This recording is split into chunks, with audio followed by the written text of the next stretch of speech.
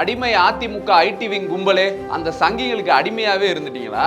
மோடியும் அமித்ஷா என்ன சொல்றாங்களோ அதை பூரா கேட்டுட்டு வந்து தமிழிசை அவர்களே நீங்க பாத்தீங்கன்னா தமிழுக்கு துரோகம் செய்றீங்க. ஜெயலலிதா காலில் விழுந்து, சசிகலா காலில் விழுந்து, டிடிவி தினகரன் காலில் விழுந்து, பன்னீர்செல்வம் காலில் விழுந்து, மோடி காலில் விழுந்து, அமித்ஷா காலில் விழுந்து, நாங்க நரேந்திர மோடியவே எடப்பாடி பழனிசாமி மாதிரி தான் டீல் பண்ணிட்டு இருக்கவங்க.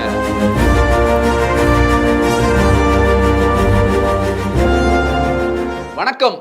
அடிமை அதிமுக ஐடி விங் கும்பலே, அதாவது முதல் முறையா கோவப்பட்டிருக்கீங்கன்னு நினைக்கிறேன். அதிமுக காரனுக்கு கோபம் வரும், உணர்ச்சி வரும் அப்படின்ற ஒரு விஷயமே நேத்து இந்த ஐடி விங் காரவங்க பேசினப்பதான் எங்களுக்கு தெரியும். ஏன்னா நீங்க எப்பயுமே டேபிள் கீழே பர்ஃபி தேடிட்டு அந்த சங்கிகளுக்கு அடிமையாவே இருந்துட்டீங்களா? அதாவது ஐடி விங் கைஸ், நீங்க எது கோவப்பட்டிருக்கணும் தெரியுமா?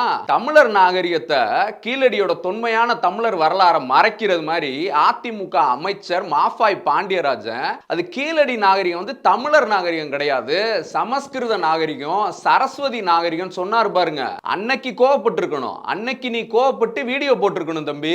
அதை விட்டுட்டு அன்னைக்கெல்லாம் வேடிக்கை பார்த்துட்டு 2017ல உடனே தமிழுக்கு பெருமை சேர்க்கிற வகையில அகலாய்வு நடக்குதுன்னு அமர்நாத் ராமகிருஷ்ணனை டிரான்ஸ்பர் பண்ணாங்க பாருங்க. அன்னைக்கு கோவப்பட்டிருக்கணும் நீ.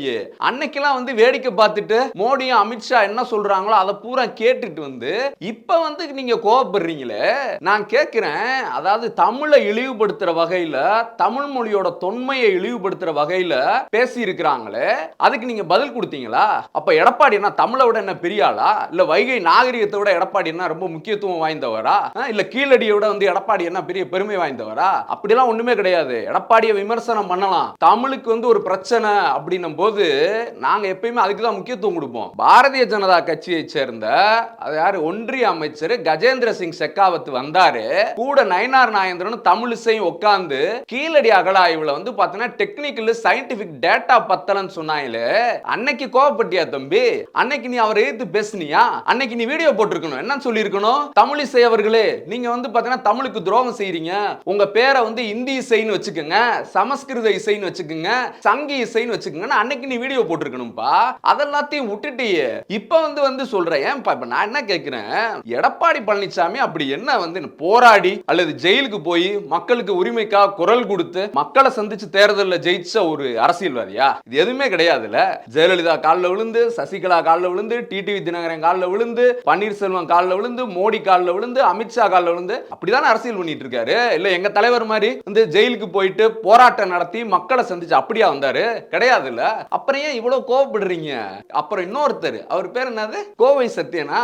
ஏன் பிரதர், அதனால நாங்க திரும்பி அடிச்சா திமுக ஒரு நாள் கூட தாங்காது அப்படின்னு சொல்றீங்க தம்பி? ஒரு 7-8 வருஷம் முன்னாடி தான் நம்ம அம்மையார் ஜெயலலிதா அவர்கள் பெங்களூர்ல பரப்பன அக்ரஹார சிறையில இருந்தாங்களே, அதுக்கு யார் காரணம்? அவங்க ஊழல் செஞ்சாங்க, அது வேற விஷயம். ஜெயிலுக்கு போனதுக்கு யார்ப்பா காரணம்? அயன் லேடின்னு சொன்னீங்களே, அவங்களே ஜெயிலுக்கு அனுப்புனவங்க. நீங்க லிஸ்ட் எடுத்துட்டு வாப்பா சத்யன். அதாவது ராஜாஜி காலத்துல இருந்து இன்னைக்கு வரைக்கும், அதாவது சத்யன் எங்களை பார்த்தா என்ன உங்களுக்கு என்ன சோஃபன் பாபு மாதிரி நினைச்சிட்டீங்களா? ஓட ஓட விட்டுருவோம். எடப்பாடி பழனிசாமி பாத்தீங்கன்னா நரேந்திர மோடி அடிமையா இருக்கலாம், ஆனா நாங்க நரேந்திர மோடியவே எடப்பாடி பழனிசாமி மாதிரி தான் டீல் பண்ணிட்டு இருக்கவங்க. அதனால இந்த சவுண்ட் எல்லாம் இங்க ஆகவே ஆகாது. உங்களை அடிச்சு அடிச்சு அடிச்சு அடிச்சு ஓட விடுறதுதான் எங்களுடைய பழக்கம். அதை தொடருவோம். நன்றி.